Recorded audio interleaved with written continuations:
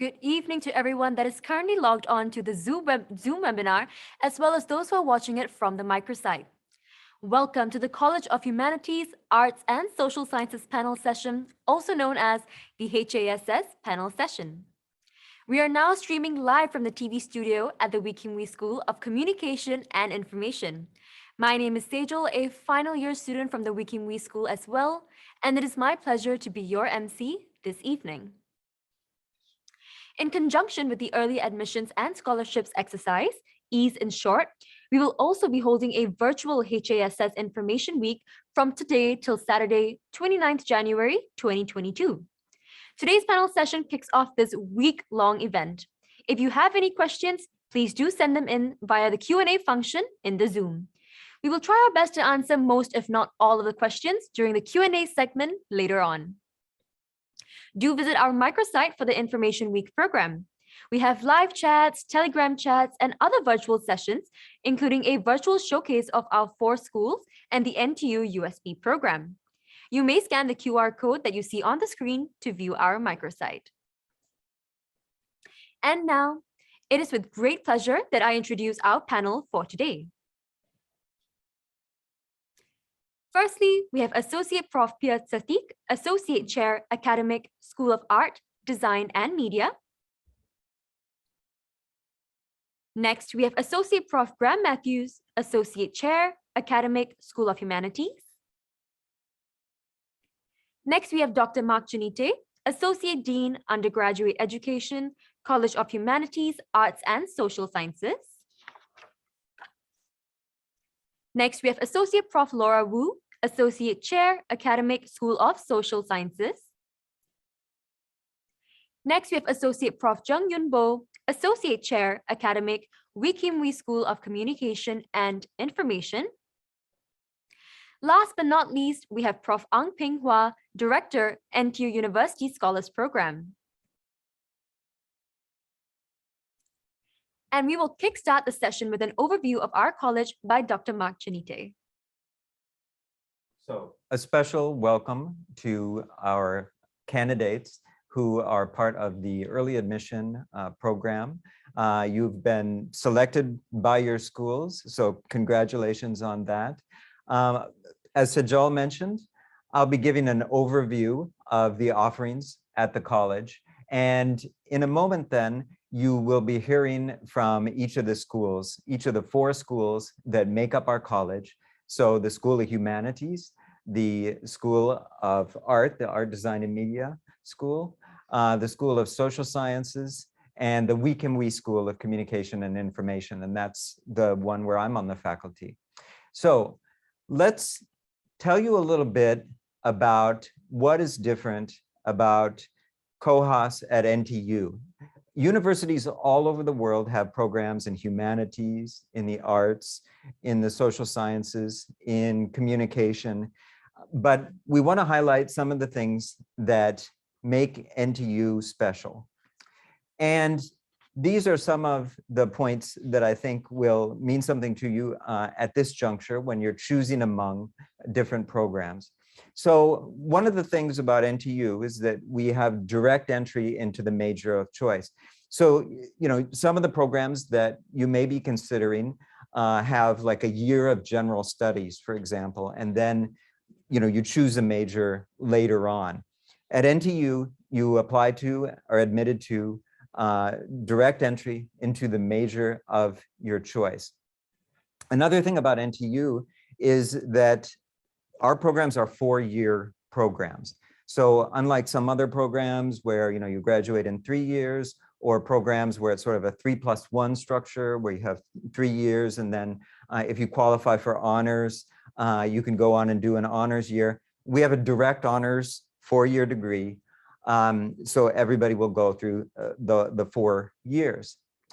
One thing that's different about our program, our college, and the programs within our college compared to many others is the flexibility of the curriculum. If you're looking at, you know, programs in some universities or in other disciplines, you'll often find that the curriculum is quite rigid. You know, that if in year 1, semester 1, you have to do X courses, and then you have to do Y courses in, year 1, semester 2, and there's very little flexibility at all. But what stands out about our different programs is there is a fair amount of flexibility. And one thing that I'm going to spend a few minutes talking about is the wide range of different options, the types of degrees. So as you investigate programs in Singapore and around the world, you're going to see these terms over and over again. I mean, you see them in marketing materials, you see them on the websites, that, the single major, double major. What I want to do is try to take you through some of the terminology. Certainly, we're not expecting that you're going to remember every detail of this, but I think if you attend to this, it'll give you a framework for thinking of this, and you'll be able to make comparisons to other programs. The way each university uses these terms may be a little bit different. So I want to take you through how we use the terms at our university and our college. Okay, so I'm going to take you through the different programs that we have here. So you see, there's a lot there, but I'm going to break it down for you. So first of all, the majors, the single majors. So from the art school, we have the design art and the media art. We have Chinese, we have communication studies, or you could choose communication studies with a second major in business. Economics pairs up with data science and also second major in business. English, history, linguistics, philosophy, psychology, which pairs up with biological sciences, public policy and global affairs. In some universities, that's known as political science or international relations. And then there's sociology. Okay, so those are the single majors. Now, if you choose to do a second major in our college, you can choose basically any of those pairings in the major box, in the orange box, except for the design art and media art.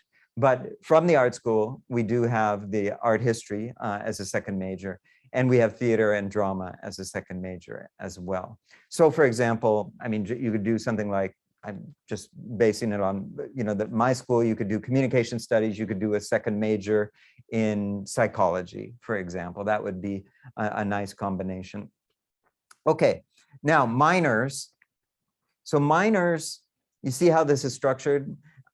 You can do minors in any of the second majors. Any of the programs that count as second majors, you can do a minor in. So you really have quite a few options in our college for those.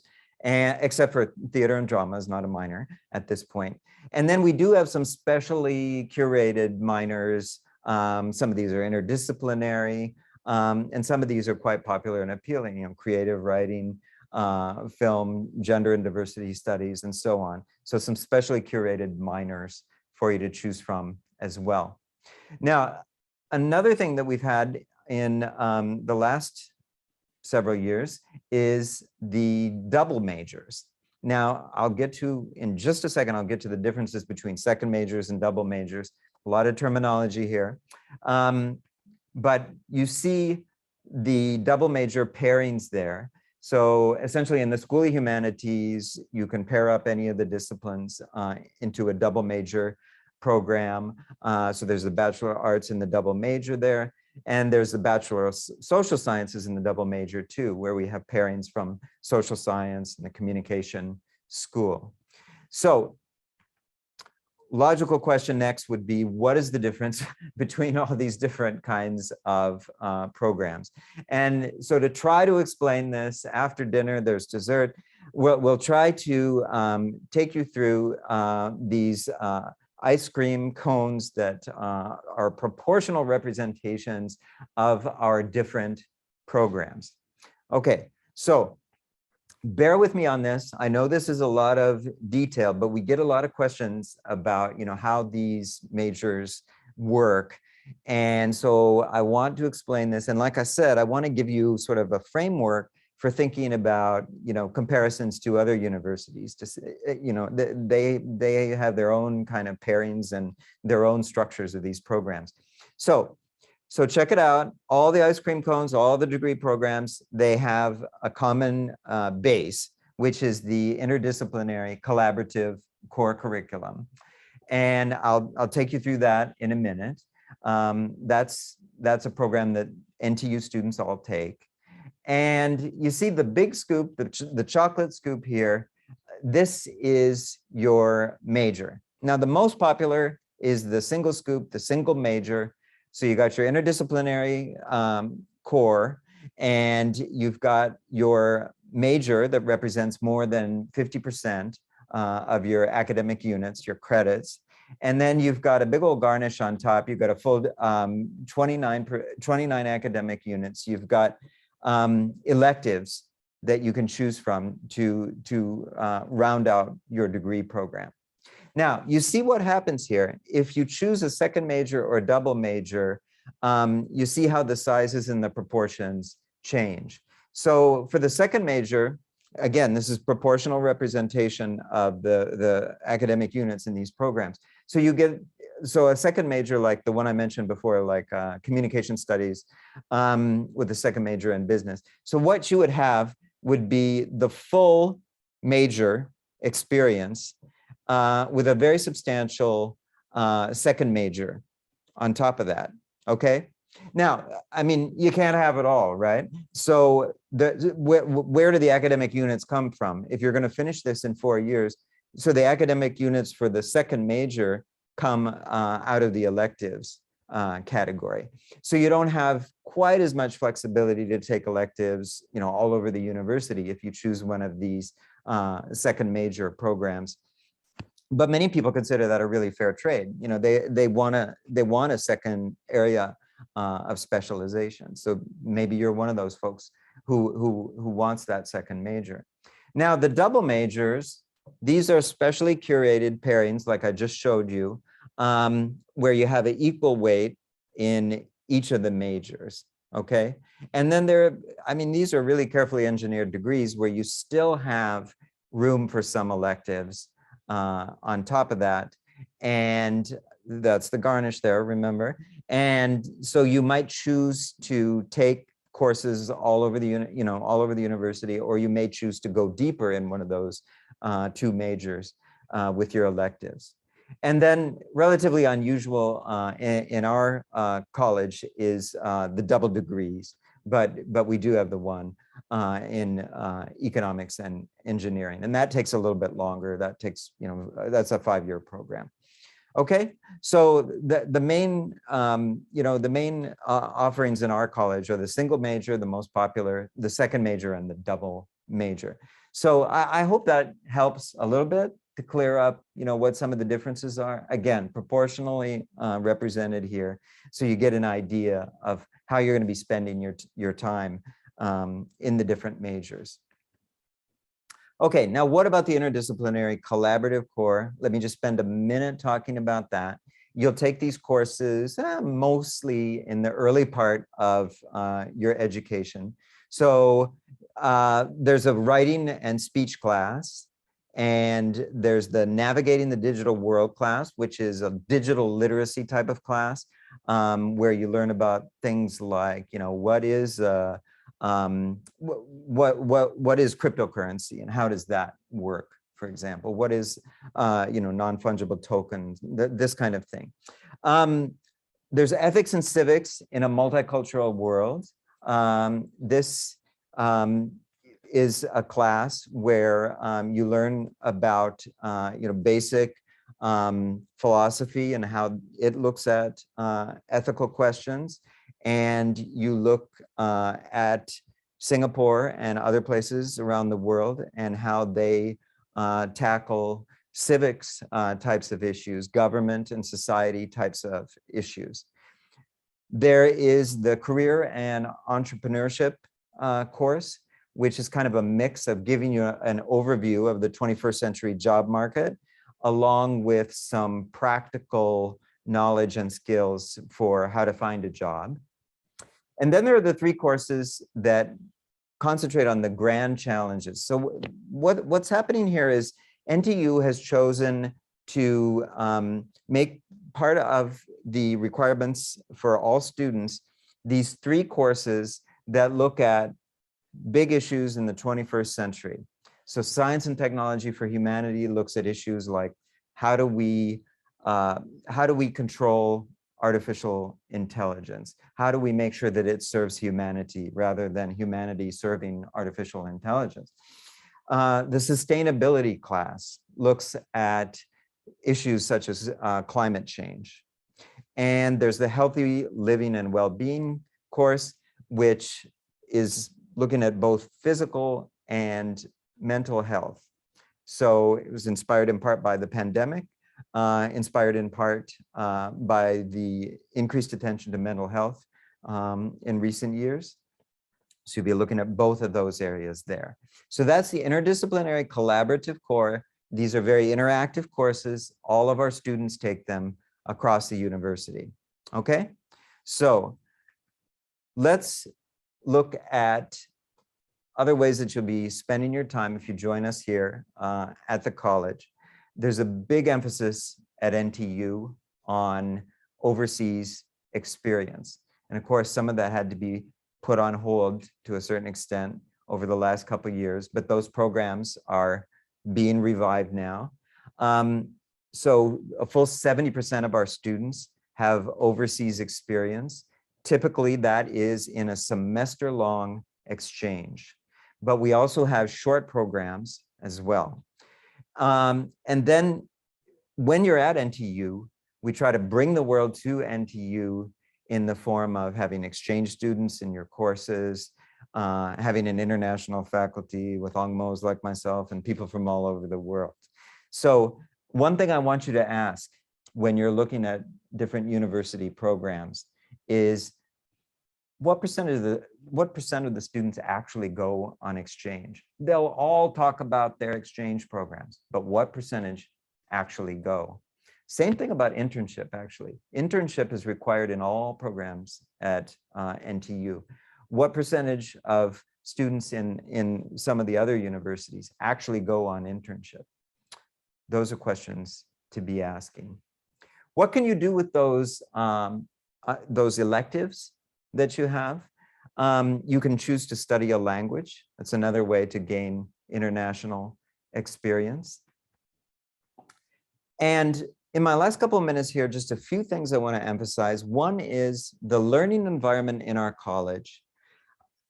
Small classes are part of it. So participation is part of that. There are some large lectures. I teach some of those. And we try to make those as interactive as possible as well.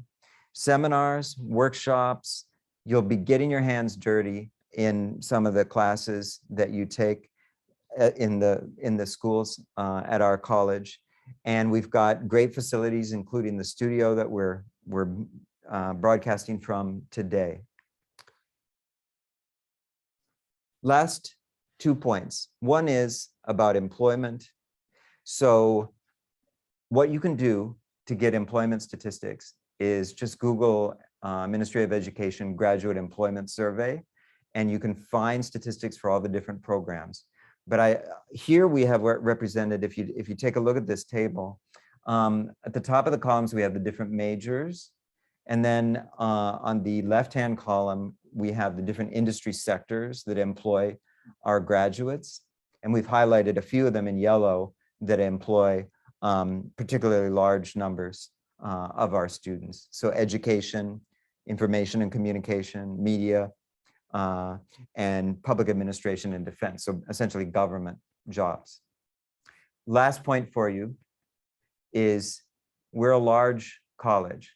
For parents out there, when I came to NTU back 20 years ago, there was no College of Humanities, Arts, and Social Sciences at NTU. There is now, and it is substantial. So 4,700 undergraduate students. You see the growth over the years from 2009. We are a substantial force within NTU. So, you know, we've got that T in the middle of our name, the technology, and some people think, oh, it's just engineering. But as you probably already know, if you're here today, we've got humanities, we've got arts, we've got social sciences, and we've got communication. And it's not just a footnote. These are substantial programs that we have. And with that, I will turn it back to Sejal. Thank you, Dr. Mark Chanite. And thank you all for your questions so far. Please keep them coming in the Q&A function on the chat box in your Zoom webinar. Next, we will move on to Associate Prof. Pia Satik from the School of Art, Design, and Media. Thank you, Sajal. And good evening to all of you, aspiring students and parents of students who are aspiring to be here. I'm going to be talking to you about the School of Art, Design, and Media, and very uniquely positioned. Established in 2005 as the first professional art, design, and media school within a university, we still remain so. Currently in the top of 50 art, design, and media schools in the world, and that achievement has been very fast, and we're very proud of that, partly due to the fact that we have excellent students joining in, and to the fact that we have an international faculty to support, and an environment, and one of the best environment that you can find within NTU, an iconic building that you may enjoy being in, right? It's an interdisciplinary program, and our students also get to take courses outside of the school within many of the schools that surround us. So that's one of the things. We only take 120 students every year. That's very good and small, and we are able to spend a lot of time. Yeah, we are about creating you to become a creative professional and to be working in a world of, a corporate and international level. That's our aim. So what do we offer? If you look at the School of Art, Design, Media, I'm going to be talking about predominantly the undergraduate program. We have 2 Bachelor of Fine Arts program, one in design art and one in media art. In the design art, we do have 3 specializations: visual communication, product design, and interaction. And if you look at media art, we have animation, game, filmmaking, and photography. What does that mean? Do you come in and then do only product design or animation? That's not the way we want to do it. We want to cross-fertilize. So you have an opportunity to be taking courses within the design art or media art, also cross over to taking electives. If you're in design art, you'll be taking in media art. Now, there are students who really want to specialize. Someone wants to be an interaction designer. Some people want to be game designer. You can string your own course together. But we also are aware that the industry needs a certain level of generalization, a certain level of knowledge in all fields. So you are allowed to take that. So you have also opportunity to take broadening and depth electives across, and things like AI, robotics, and things to do with 3D printing that are famous. And we have ADM working with the VCME School of Communication and Information, and we offer a lot of courses that are interesting to both the schools. So as you progress in this 4-year program, you start with foundation and then you move on. At the end of the first semester, you decide if you really want to go to design art or media art. And sometimes you might think that I want to go somewhere back to something, then we will offer that as well.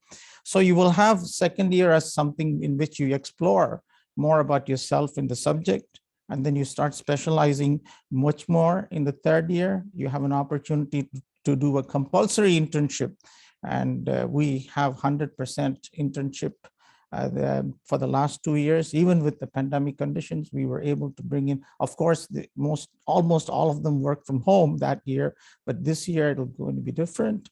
We have overseas studies, and the Associate Dean talked about it, exchange program across Europe, North America, and all parts of Asia as well.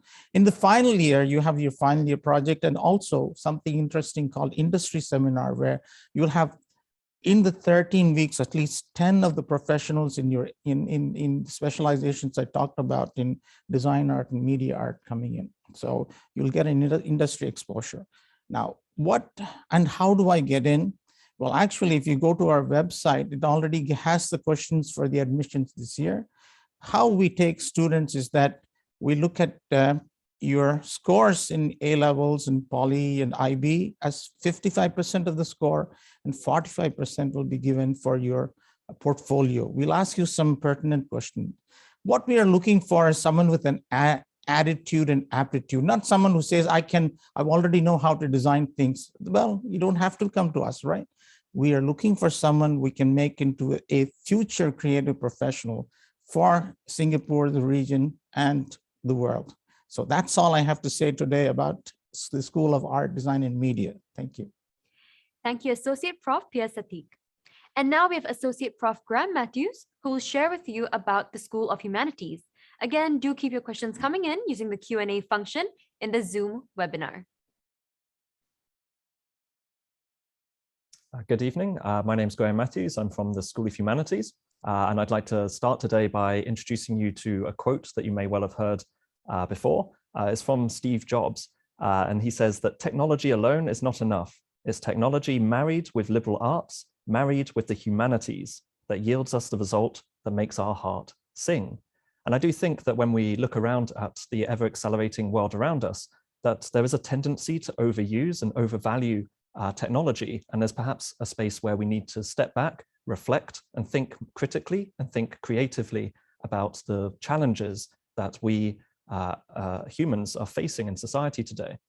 And the humanities is the place to come to train yourselves to think in these kinds of ways. I have quite a difficult task ahead of me today because I have 6 different subject areas to introduce to you. And I think all of them offer really exciting ways in to thinking about your future.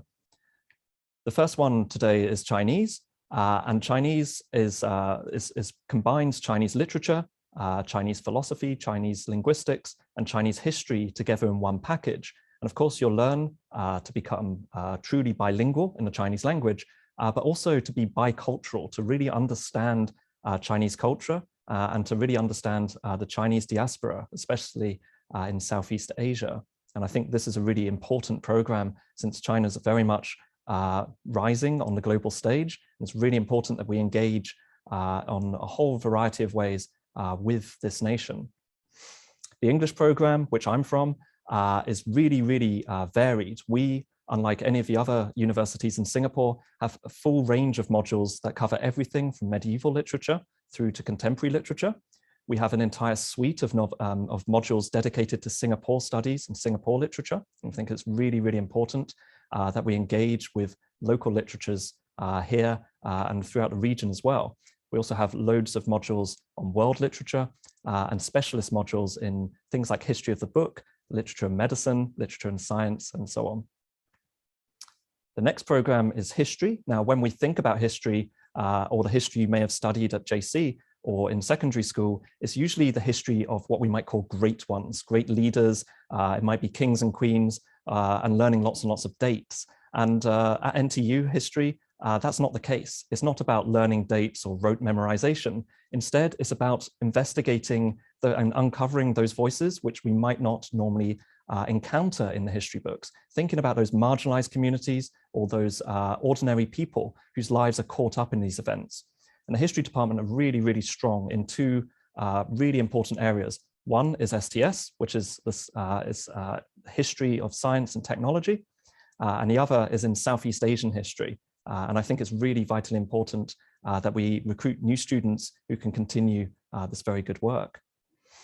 LMS, or the Linguistics and Multilingual Studies program, is concerned with phonology, which is the sound of language. It's concerned with how language works. It's concerned with syntax, which is the way in which language is structured.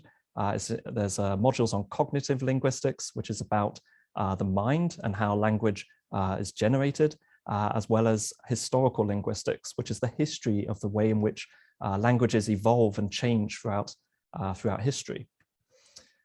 And finally, the 5th single major that we offer is philosophy. And those of you who are interested in philosophy may be the sort of person who's sat back and thought, what is reality? Or where does religious belief come from?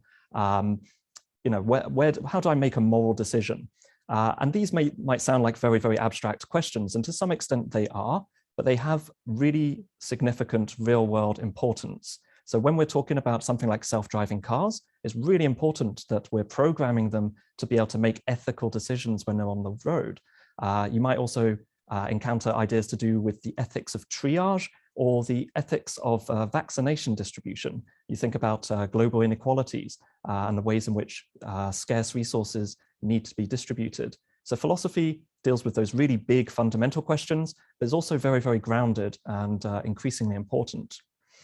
The final area that I want to introduce you to today is art history, which we've stolen from ADM, and they are part of the double major English literature and art history ELA, which is really exciting combination of modules. You do a full degree in English literature and a full degree in art history, and the combination sets you up really well to work in museum studies or in antiquing or other creative industries. And in fact, as Mark earlier pointed out, we actually have a full range of double majors throughout the school. Those of you who are on the early access route will probably find the double majors the most exciting because it gives you 2 full degrees. They're really, really prestigious, and we know that employers love to know that that the people they're taking on are trained in a multitude of different disciplines and are able to approach questions, difficult, challenging questions from multiple perspectives. We also offer a complement of second majors, including theatre studies and drama, which is new, and a set of minors, which Mark mentioned before. The final thing I wanted to mention is our very successful minor in creative writing. And here you can see just a sample of the books that have been published by our students. We have a wonderful community. Weirdly enough, for a technological university, we work very, very closely with a whole range of creative writers out there. And I'm really, if you come here, you get the chance to interact with them, learn from them, come to talks, come to workshops with them, and really learn from the best. Okay, I'm going to finish there. Thank you very much for your time. Thank you, Associate Prof. Graham Matthews. May we now have Associate Prof. Laura Wu to share on the School of Social Sciences.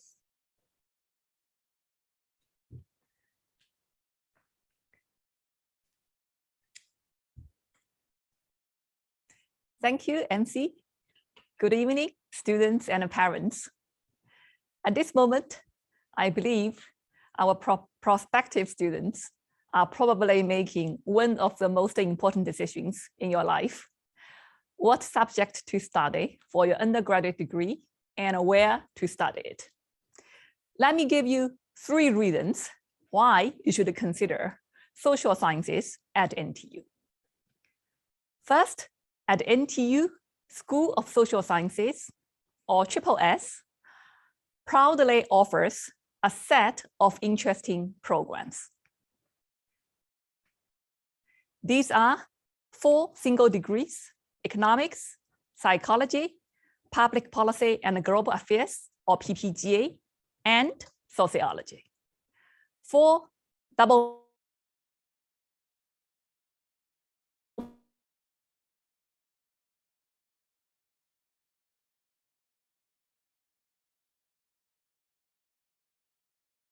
and finally, psych and media analytics. And 2 integrated second major upon admission, which are economics with a second major in business, psychology with a second major in biological sciences. And finally, we also have 1 truly integrated interdisciplinary degree, economics and data science. So these programs are under the big umbrella called social sciences.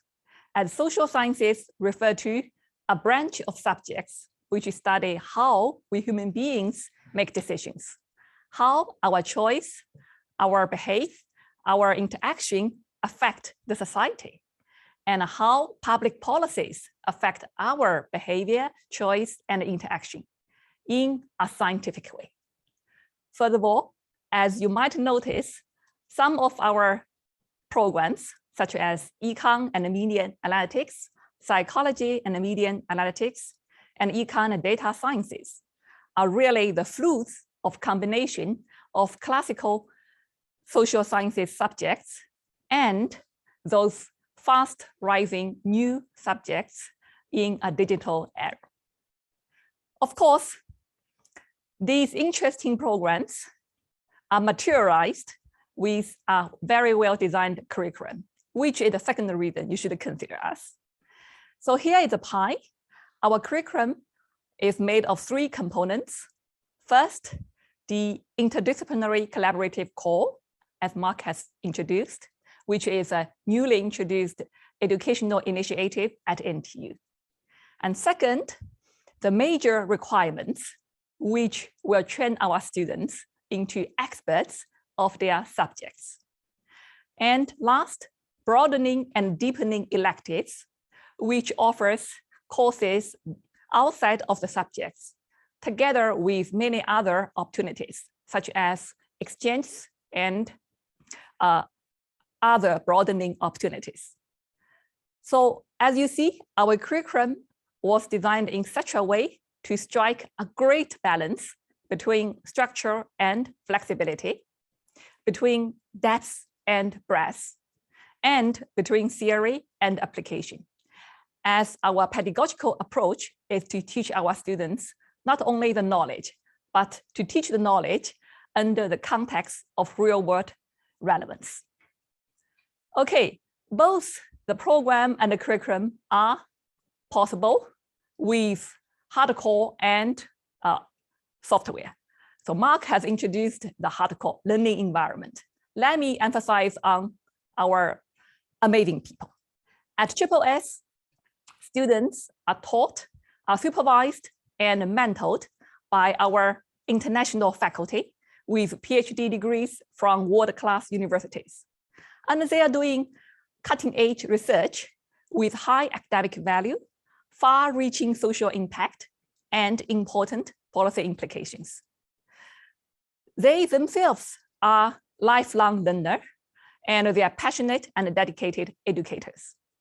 Of course, students also get support from our professional and friendly student-centric admin and support staff. Our freshmen will also get valuable help and guidance from their senior buddies and various students' clubs. All in all, we hope to turn our prospective students into even more amazing people. Okay, so with these 3 reasons, I sincerely invite you to join us on this fascinating journey as we explore those fundamental questions on human beings and society. Please scan the QR code to get more information and connect us on social media. Thank you. Thank you, Associate Prof. Laura Wu.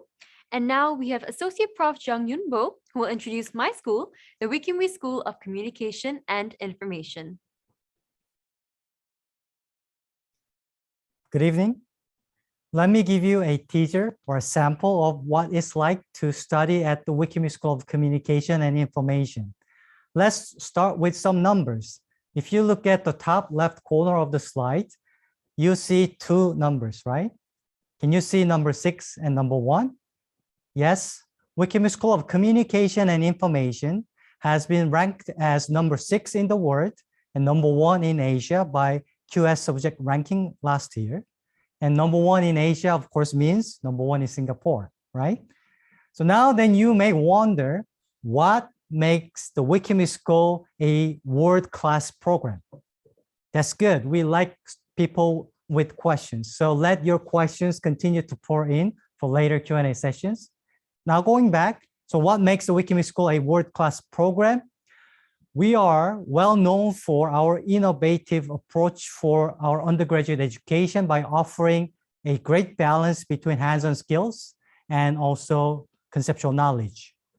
In addition, we offer experiential learning courses where students can combine conceptual knowledge and hands-on skills together to tackle the real-life issues.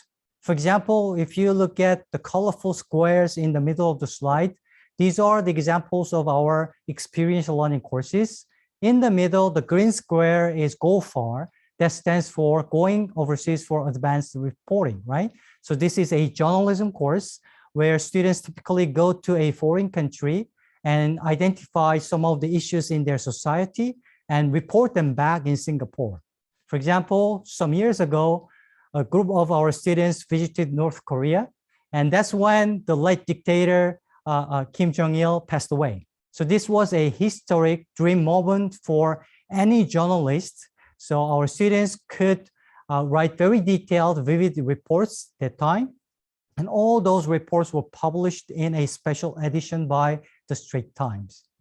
And another example that I want to give you is the one you see in the red color, the top left square. That's Cannes Lions International Festival of Creativity. In this semester, 15 students are taking this course, and they're learning how to organize events and how to gather the information about the organizations and present that in creative ways.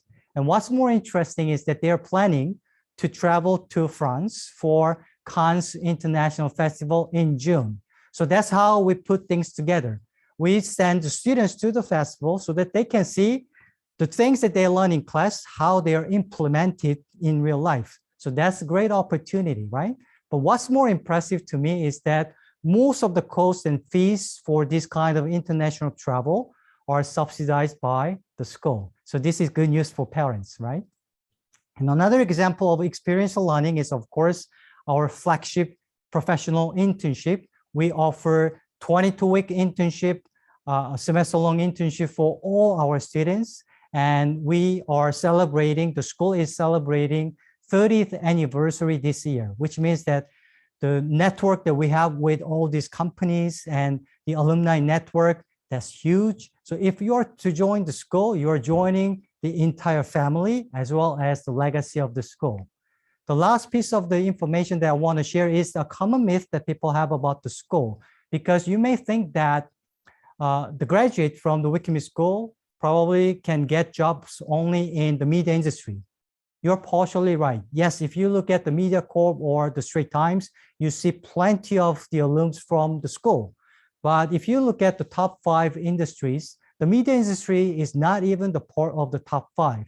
Our graduates can go virtually any place, anywhere, because all the organizations have corporate communication, marketing, and planning divisions where they need really talented people with critical thinking, the skills for data analysis, and what's more important is the ability to present that information in meaningful ways. So if you want to know more about the school, please stay tuned. This year, the school is offering a hybrid form of open house. We're offering both virtual and physical open house.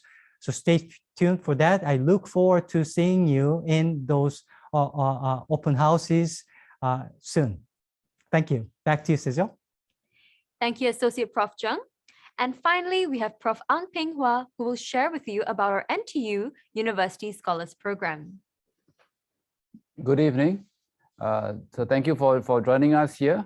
I'm going to take you through to a very special program, quite different from what you've heard from the others. This is a program for a really small group of students with good grades. I mean, I guess you need good grades to come to NTU in the first case, but it's a special program within the university itself. So what is special about the program? So first, it is interdisciplinary. And although it has goals that are really common across the university, the goal is to actually develop students that can handle the future as it develops.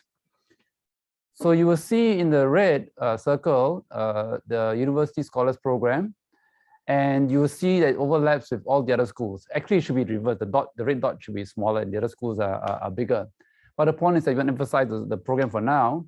And you see that this program, we allow students from all the other faculties to take courses in this program called the University Scholars Program.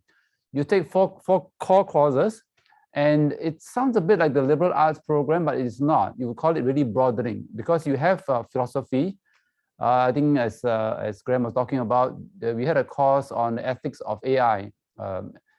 We have a course that's on love and sex, not biology, but psychology, right? We have a course on error and bias, talking about how we make mistakes and how we think, right? So it is, there's the element of the humanities, but we also include courses in data science, right? So you see a combination of both your liberal arts as well as your other science courses. These courses are meant for students in this special group, and you take your normal courses in the faculties, but you also take courses in this special program. So what else is new about this? It is it's a small group of about 40 students you're looking for. And in the very first year, you take these courses, and then you also get to go on a field work and on a study abroad overseas, looking at some special areas. So the last year, because we couldn't travel out of Singapore, our overseas travel was to the sea and covered the marine life in Singapore. This year, we're going to Ipoh. In previous years, we've gone to Laos to cover the situation there, to understand the situation there. If you're thinking of travel, you know, you got to tone down your expectations. There's not a Hilton. We try to understand how local people live, and we try to, you know, be in the kind of situation. They have been situations where they had to bring their own hot water for hot water shower, right? So, you know, it's kind of can be pretty rough there. But people come away. What they tell me, the students tell me, they come away really changed after the first year, understand a lot more about the world. In the third and fourth year, you get the opportunity to travel overseas for a study abroad or an exchange, and these are supported by the program itself. We also have, as you can see in blue throughout, leadership symposium, which means that you get opportunities to be trained to exercise leadership.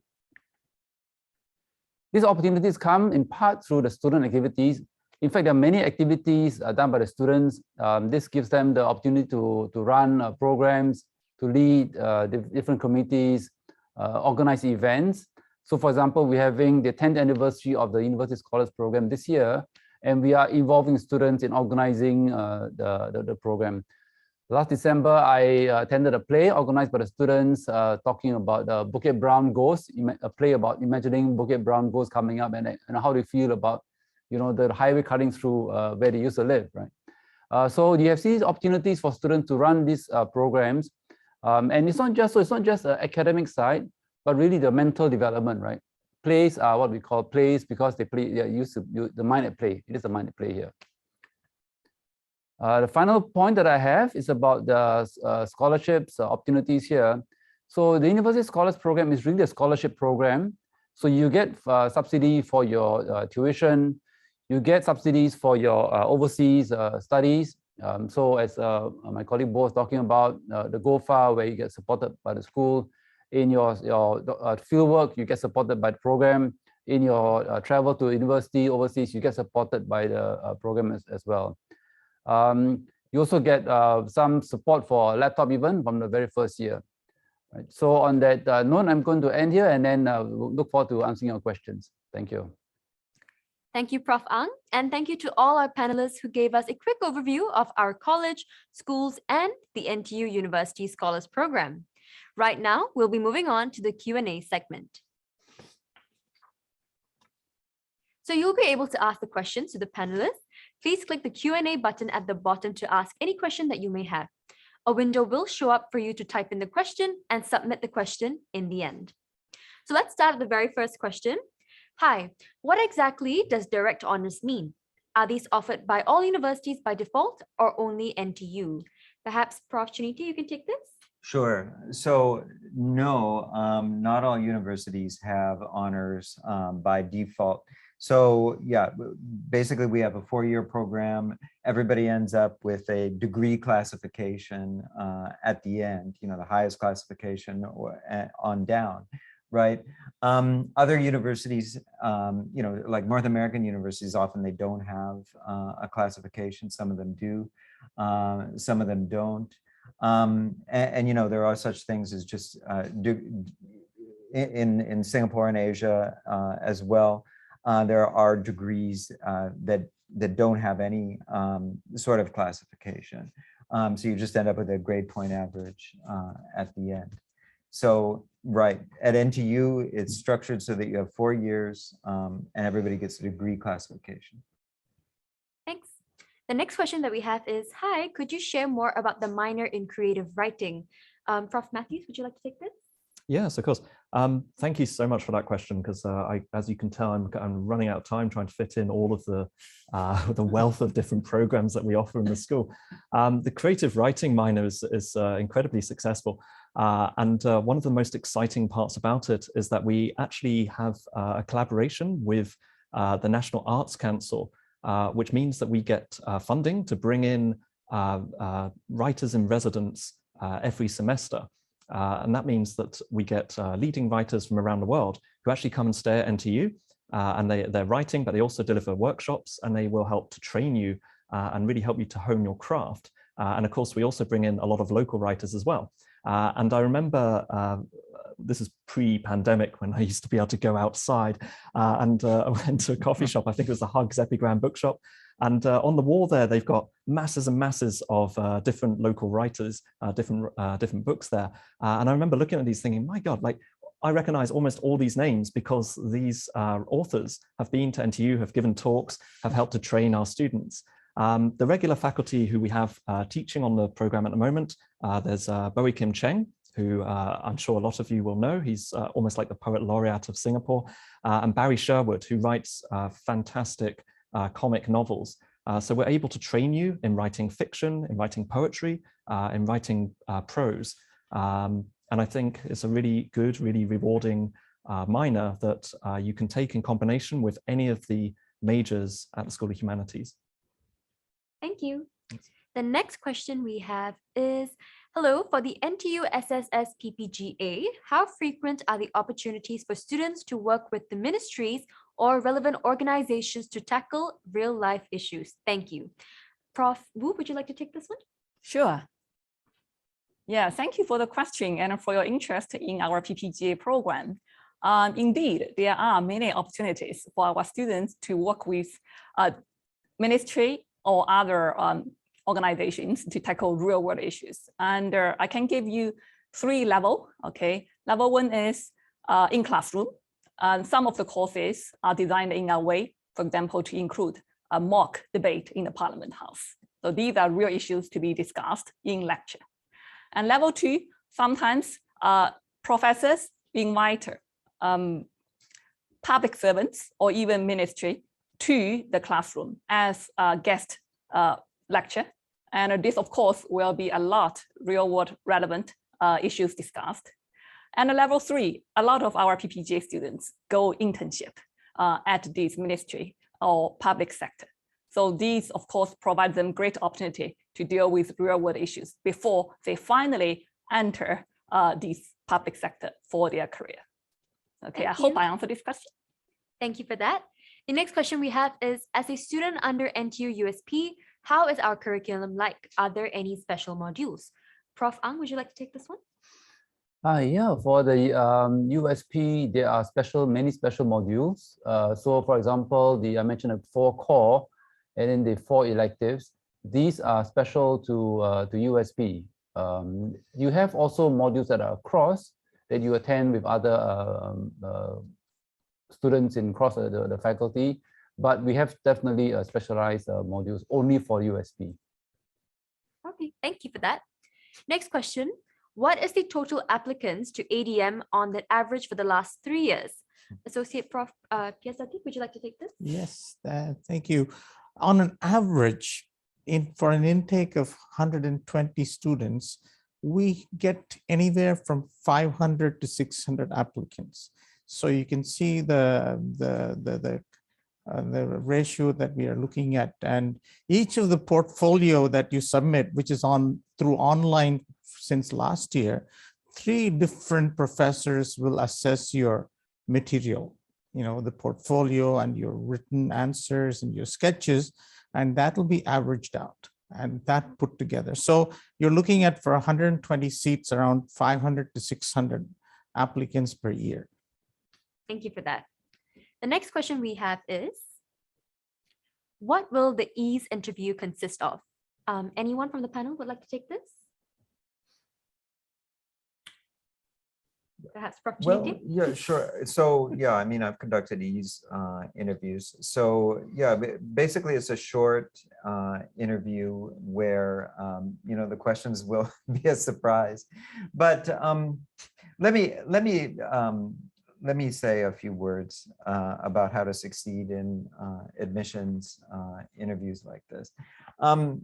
So what we're always looking for is evidence to back up your interest.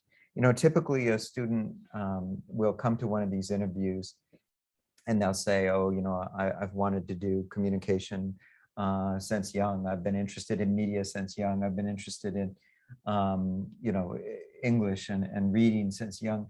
But you know what's much more helpful to us in this brief opportunity is for you to showcase in a concrete way. It's like, okay, so you're interested in communication. You know, have you written a blog? Have you done have you gotten some sort of experience, like in a part-time job or an internship and that kind of thing? So illustrate. Don't just tell. Show us who you are. Tell us a story that leads to one of our programs. That's what we're looking for in those interviews. Thank you. That was great advice. Let's move on to the next question. Hi, are we able to take the creative writing minor with the mass comm degree? Prof. Jung, would you like to take this? Sure, yes. As Dr. Mark Chenite explained, our college offers great flexibility, which means that you can minor in pretty much any program within the college. So you can definitely do a single major in communication and take some courses that are under the basket of this creative writing minor. And then later, before you graduate, you need to just declare that minor.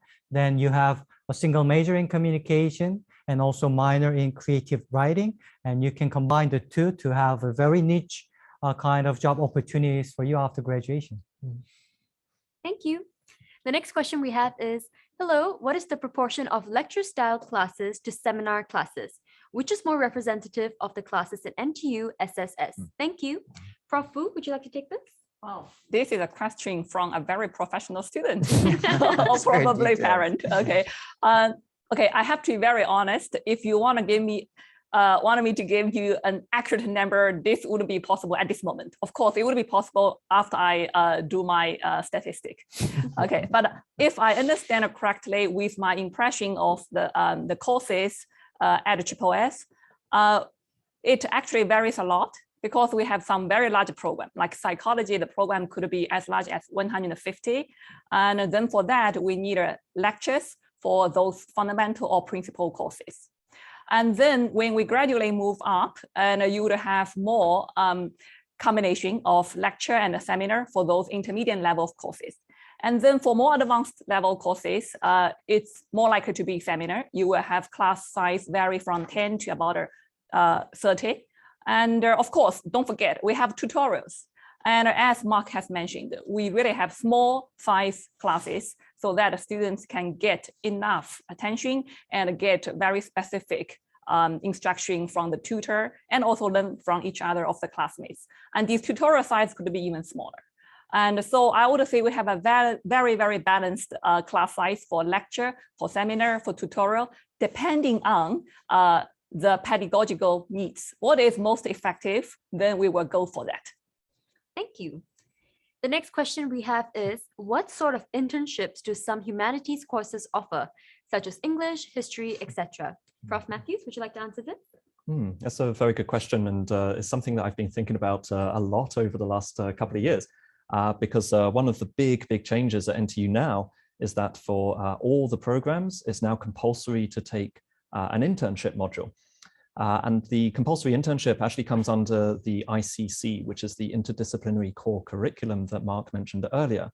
Now, one of the things that we thought about in the School of Humanities is making sure that we have a really good pool of places where you can take your internship.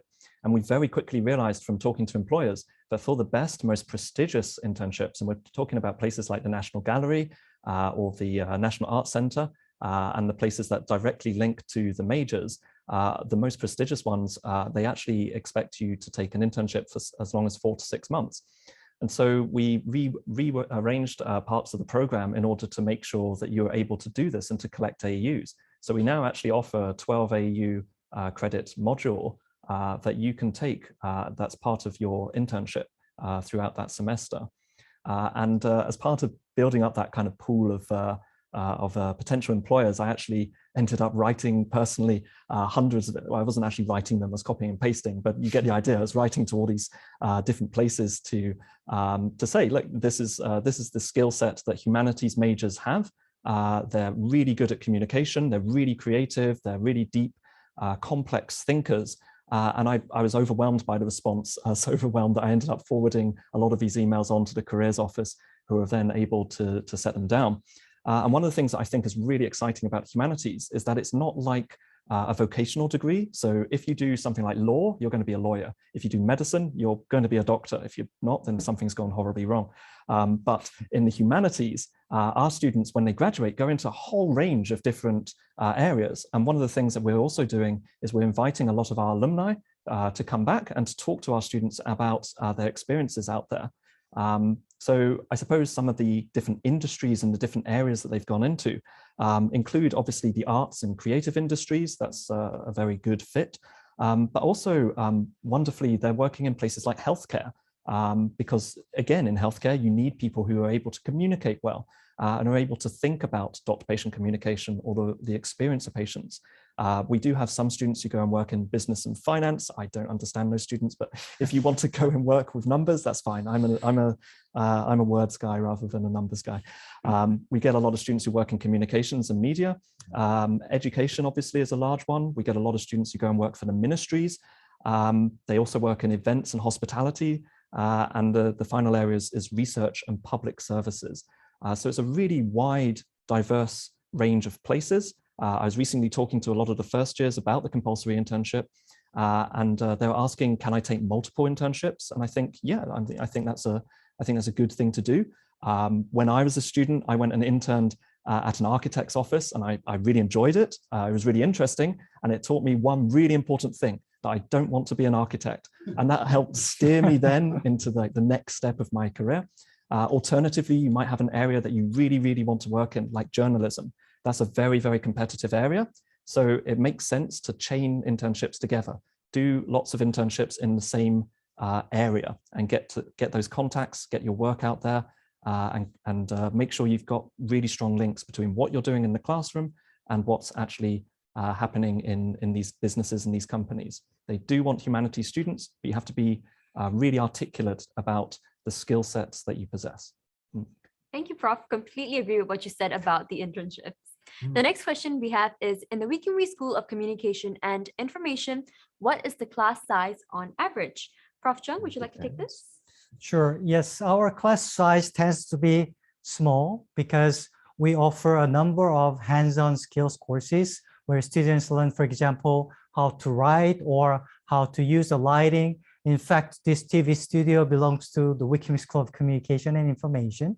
But on the first year, we on purpose put all students together, entire cohort together to take core courses, because this is the only year where our students can build rapport and forge their camaraderie together. That's why we put students together so that they can experience what's like to be in the cohort, right? So that's on purpose. But even such large courses, we have a subgroups of the tutorial sessions where students are put together in the number of 20 or 25.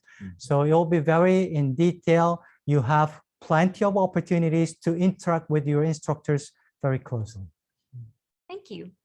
The next question we have, NTU is a widely recognized university that is well known for its rigorous education system. What is your advice to students to do well academically while managing their stress? Anyone on the panel would like to take this one? So doing well academically while managing stress, I would say, okay, so the first thing I would recommend is to any student is that you choose your program to match your passion. I think where we see the big stress coming in is where we see students who are not particularly well matched with the program that they chose. So for example, I studied law, which is a postgraduate degree in the United States. And in law school, you get a lot of students who are there because they got in, right? Or they're there because, you know, they see bright prospects at the end, which, you know, often do materialize. But I think that what you have to realize when you join a competitive program at a good university like NTU, is that you're going to be seated next to people who really love the subject area and they want to be there. So for example, in the law example, you know, there are people who they dream about law at night. And if you're in there competing with them, if you're in there studying alongside them, you know, the people who live and breathe it, they're going to be doing really well. So you want to choose. Part of the answer to the question is, you know, you want to be careful about your choice now. Don't make a choice for the wrong reasons. I mean, we used to see this so much in Singapore and Asia, and still see it all around the world. You know, I had students, I had potential students call me. They knew I was at NTU and they admitted to the engineering program, and they said, oh, you know, shall I choose, you know, engineering, or I got into a business program and should I choose business? It's like, well, you should choose the thing that calls to you. You should choose the thing that you're passionate about. I think that will go very far toward managing stress. Thank you. Hello, for Prof. Wu, how would you describe the relationship between students and professors in SSS in terms of student support, opportunities to attach for research, and etc.? Thank you, Prof. Wu. Wow, okay, that's a great question, and you're asking the right person. Okay, I would say the relationship between students and our professors at CoHASS is very good. I would like to, first of all, echo what Dr. Mark just mentioned. So one thing is, of course, you should choose the subject of your passion, of your interest, and that already solves almost a lot of problems. But of course, we also have, I would say, besides a very, NTU, besides to be a very academic rigor university, we also have a great student support system.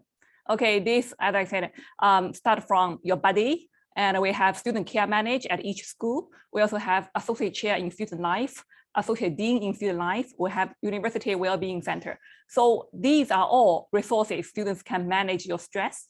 And of course, don't forget, you have your professors. So at the CoHASS, each and every freshman will be assigned a mentor professor.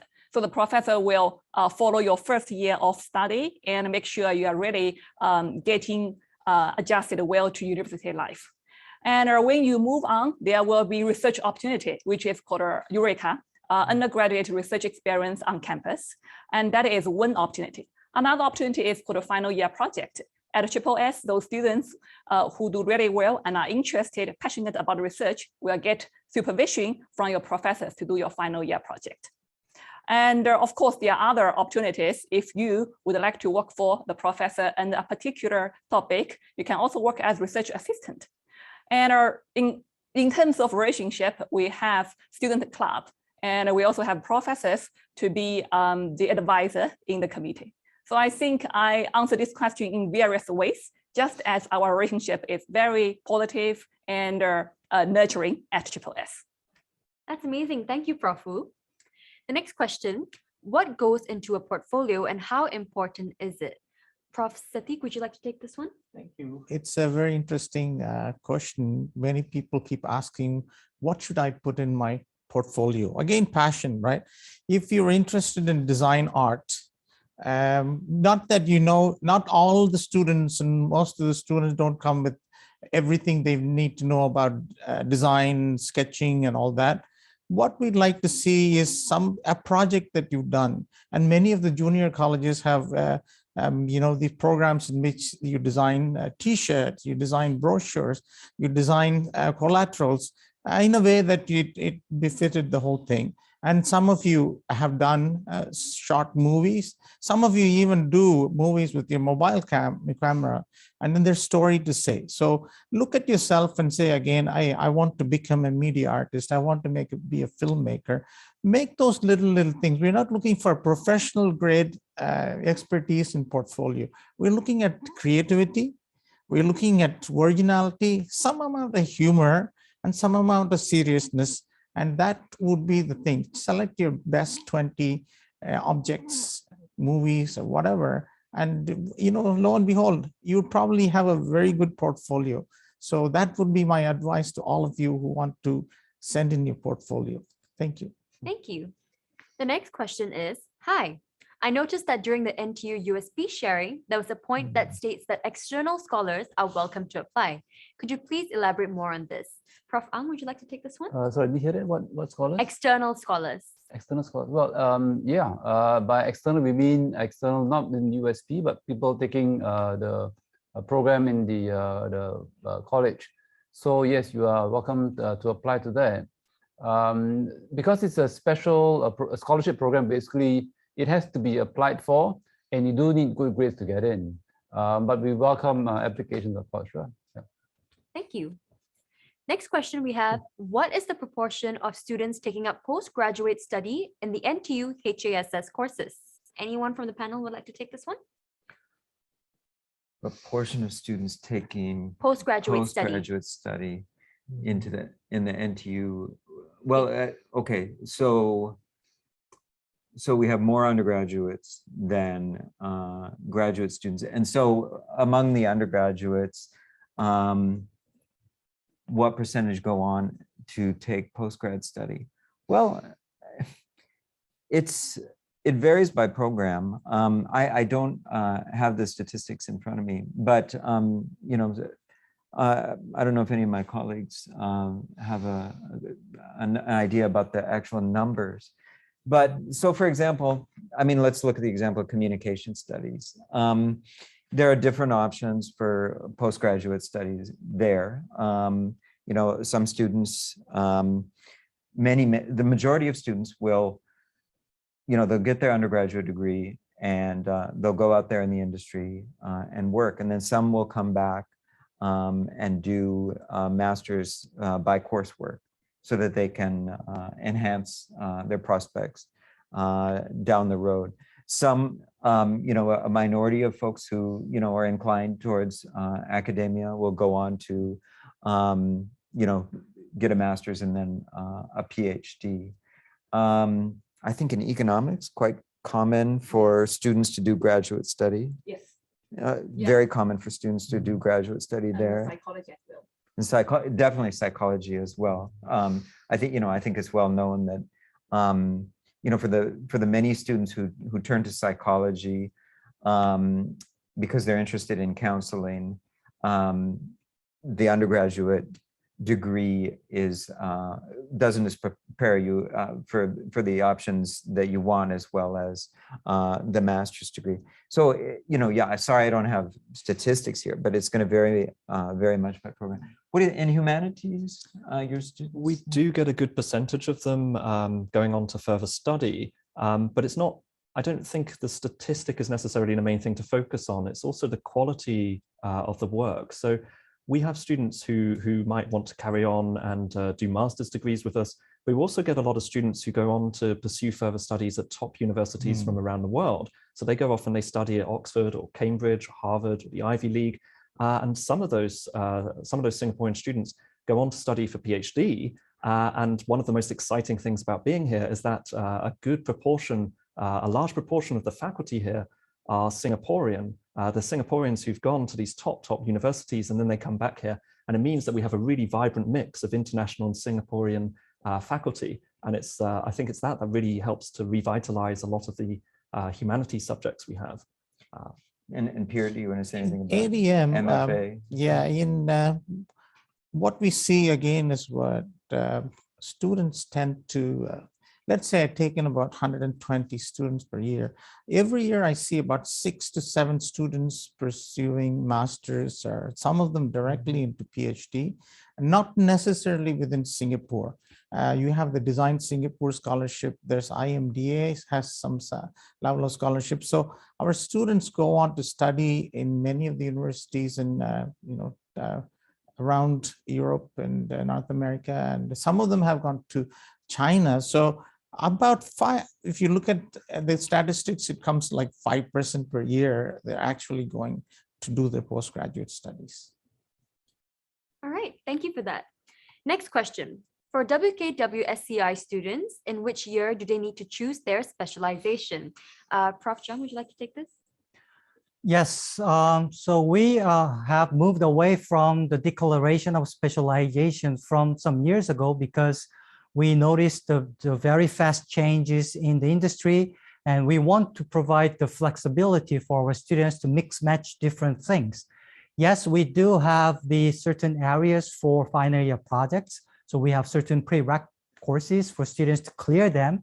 But other than that, we allow students to mix match different areas. For example, if students take a group of journalism courses, and then they take also courses from broadcast, then they can mix match together to have broadcast journalism.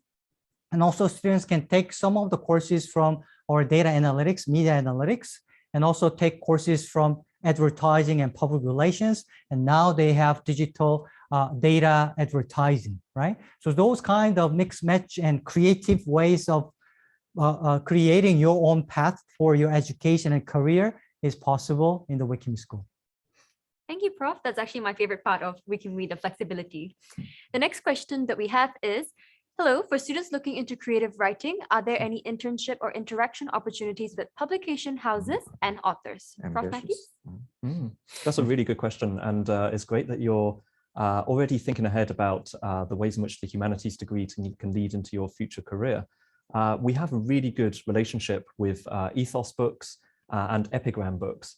We know the people who work there personally, and they sometimes come in and give talks to our students. And of course, they do offer all sorts of internship opportunities for our students on the English program, and I suppose for the other majors as well. The other thing that we've had, which is new to NTU, is a couple of modules that are specifically on publishing, which are taught by people with industry experience and literature degrees. So they help you to really bridge the gap between writing critically, writing creatively, and understanding the publishing industry. So yeah, I think we're well set up there. All right. The next question we have is, what kind of students is NTU looking for in a double major in economics and PPGA? Prof. Wu, would you like to take this? Oh, sure. Yes, thank you for the question and for your interest of our econ and a PPGA double major degree. Indeed, it is one of our most popular and I would also say very successful double major degree program. So as you see, we have admission cutoff points, which are higher than single major, that is sure. And on top of that, as Mark has pointed out, you should be truly interested in the subjects you are going to choose. So there are two subjects. One is economics, which is the subject to study how to allocate scarce resources in a most efficient way. And another is PPGA. And within PPGA, actually, we got three sub-areas. One is political science. Another is public administration. And finally, it is international relationship. So actually, if you're interested in any one of them, that is already sufficient to choose PPGA. So if you have interest in both areas and you are also very confident you can handle well the academic requirements, and you also have a career plan, ideally it's really an interaction with economics and PPGA, then these will be the right choice for you. And I would just like to give you one very inspiring example. Our first batch of econ and PPGA graduates, I think that is last year. Okay, and there is a student called Jonathan, and he's econ and PPGA, and I taught him 2 courses, so I remember him very well. And upon graduation, he got 2 job offers. Okay, 1 job offer and 1 post school offer. So the offer is LSE Political Science, Master in Political Science, and that is postgraduate school. And the job offer is the Prime Minister office. So it's hard decision for him, but I'm really happy for him. Thank you. The next question is, are we able to offer our portfolio after our EASE interviews? Perhaps Prof. Sati can take this, then Prof. Jung can add on as well. Yes, this has happened before. We do the interview first, and then we ask pertinent questions to understand your aptitude and your inclination to study at the School of Art, Design, Media. And then we give you a certain period of time by which we want you to post your portfolio. So it is possible, perfectly possible. Prof. John, do you have anything to add on? Yes, same here. In the WikiMe School, we go 100% aptitude-based admissions, which means that yes, your academic results, your academic performance plays a big role for your admissions. But on top of that, we look at the fit, whether students show a great potential to be successful in the school. So if you have certain portfolio that you want to showcase to us, you have the opportunity during the interviews, because we go all applicants with the interviews. Thank you. Next question. Hello, how does psychology and media analytics double major differ from the WikiMe Com studies? Prof. Chung, would you like to take this one? Okay, good. I would say that single major in communication studies is good enough. But if your academic interest is more specific to combine psychology and communication, definitely you want to go for the psychology and media analytics. In this case, we don't really offer the full scale of communication studies because that's very broad, right? So if you choose a single major in communication, you have flexibility. You can study public relations, advertising, broadcast, journalism, media analytics and policies, all these areas.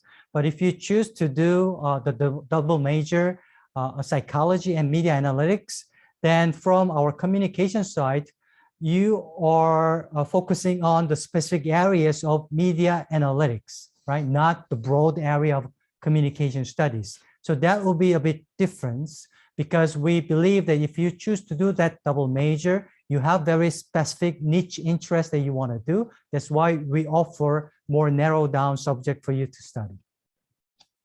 Thank you. So this is another question that I think anyone on the panel can take. What advice would you give to students deciding between a double major and a double degree program? Anyone? Okay, let me take that and say, what I would recommend is that you do your research very, very carefully about what do those terms actually mean. There's no standard usage of double major and double degree across universities. So what you want to do is a little bit difficult, which is, but the information is usually available on the website. You dig in, you look at the curriculum, you look at how many credits, how many academic units in the different majors. You look at the variety of courses. You ask questions like, will this program prepare me for graduate school in the area that I'd like to study in, if that's one of your goals? You look at, will this program prepare you for the kind of job opportunities that you want? So I totally hear the question, but I don't think there's any generic answer across the board. What you want to do is look at what those terms actually mean. Anyone else wants to add on to that, or move on? I may able to add a bit because at NTU, actually the double degree only happens between economics and those engineering subjects. And the difference is, if you choose double degree, the moment you graduate, you will have 2 degree certificates. One is economics, another is, for example, a degree in computer sciences. However, double major, the moment you graduate, you only got a 1 degree certificate. But it will be very clear, this is, you got a Bachelor of Social Sciences in economics and media analytics. Okay. Right. So but both majors will be clearly designated yes. on the degree scroll. Yes. So, people will know that and you have the 2 specializations. Yeah, the year you're going to spend are different. So double degree usually costs you 5 years because you have to fulfill 180 academic units. Yeah. Wow, okay. So definitely know the difference between the 2 and then make your choice. All right, next question. May I ask, how useful is a BA psychology degree in terms of employment? Is it mandatory to have a master's in psychology to work in hospitals and or the government? Prof. Wu, would you like to take this one? Okay, sure. Because this is psychology, one thing I'm going to point out is starting from year 2020, our SSS degree is going to call Bachelor of Social Sciences rather than Bachelor in Arts. Okay, so psychology is Bachelor of Social Sciences, and an undergrad degree in psychology from NTU will be very good for you to work in hospital and government for some entry level and non-technical jobs. So the answer is you don't have to have a master degree. However, if you really want to have to be a practitioner, then you do need certain certificates. It may not necessarily be a master degree. On the other hand, if you notice the slide Mark just showed, graduating from psychology at NTU actually have a wide range of career prospects. Yeah, it's not just a hospital and a government. Right. You actually have a lot of opportunities in other industries. All right, cool. Thank you. We're going to be taking 2 more questions. The second last question we have is, hello, good evening, panelists. Since now travel restrictions remain rather uncertain, could you elaborate more on how overseas exchange programs will be carried in the next few years? Anyone? Mhm. Well, yeah, I mean, the exchange programs are relaunching. So, you know, things are looking optimistic at this point. You know, no predicting the future, but you know, there are ways that we try to give our students international experience, even if travel is not possible. There is such a thing as virtual exchange, you know, where students can take classes overseas at other universities. Now, of course, that's not going to be the same experience as being immersed in the program. But you know, right at this point, travel is opening up again, so the future is looking bright. Fingers crossed. Yes, exactly. All right, the last question we have for tonight. Is it possible to have second or double majors across faculties? Example, a major in English, SOH, and a major in sociology, SOSS. I think Prof. Graham and Prof. Laura can take this one. We should discuss on that. Our students are interested. Sure, yeah. Do you want to start? Okay, so currently we have. We do. Yeah, we have psychology and multilinguistic. That's right. Yeah. Okay. Do you want to say a few words about that one, and then I think that one is definitely hosted at our SOH. Sure. Yeah. Okay. So PSLM is a combination of linguistics and multilingual studies and psychology over at social sciences. All of our majors can be put together into double majors now. So that's all of the majors across the School of Humanities can be combined to give you 2 degrees when you graduate. Obviously, it requires a lot of work. You need to really carefully plan out your timetable if you're going to do that. But I think it makes you very, very attractive to employers in the future. And PSLM is a very specially curated double major that works across the School of Humanities and Social Sciences. At the moment, that's the only double major across those schools. But as Laura says, I think we could definitely look into offering more of these. Yeah, and seeing how that goes. Did you have anything to add to that? Or? We do have cross-school double major. That is econ with media analytics and psychology with media analytics. And I would really like to advertise this again, because before I came, I read through the curriculum again, and I was so excited. I feel if I have a younger generation, I would definitely recommend him or her to go for that. Yeah. Right. Again, in college, we offer very good opportunities for our students with great flexibility. So yes, double major programs may be a bit limited, but if you're talking about second majors, yes, door is open for you. You can do any second major within college. Just be creative, open your minds, and the future is yours. Yeah. Thank you. Thank you for that. And thank you for all your questions. To wrap up, maybe we could have each of the panelists talk about their school, just give a little last few words for this event. We'll start off with Prof. Sati. Thank you, sir. About School of Art, Design, Media. If you have the inclination to contribute to a creative professional industry, if you want to design cars or design the latest of the corporate identity or make the best of the interaction, or you want to be specialist in visual effects and animation and filmmaking, and you dreamt about this all your life, come to us, come to ADM. As I said, we're looking for the attitude and the aptitude and certain level of cheerfulness to study and learn. You'll be more than welcome to ADM. Thank you. Prof. Graham? Sure. Yeah, I think one of the main sort of takeaways about the School of Humanities is that we have 5 really robust, really diverse, and really exciting programs on offer. So either Chinese, linguistics, philosophy, English, or history. And I think this applies equally across all the schools. But I think at NTU, we really, really do care about our students, both in terms of your professional development, your intellectual growth, but also about your well-being and your safety here. And I think there's a really good culture here. We're building a wonderful community of like-minded people who want to share all sorts of wonderful ideas and concepts. So I think in the humanities and in the college more broadly, we really embrace the diversity of voices and really are looking forward to hearing from you. Thank you. Dr. Janike?